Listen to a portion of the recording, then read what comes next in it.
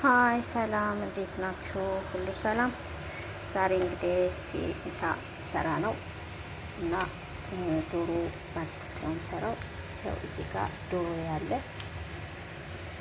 እዚህ ጋር ደግሞ ማሽሩም ወይም ፍጥር በአረብኛ፣ እዚህ ጋር ኩሳ ይባላል በአረብኛ፣ በአማርኛ ዝኩኒ መሰለኝ፣ ጀዛር በአረብኛ፣ በአማርኛ ካሮት።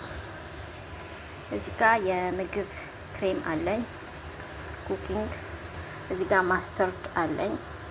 እዚህ ጋር ደግሞ ወተት ፍሬሽ ወተት አለኝ።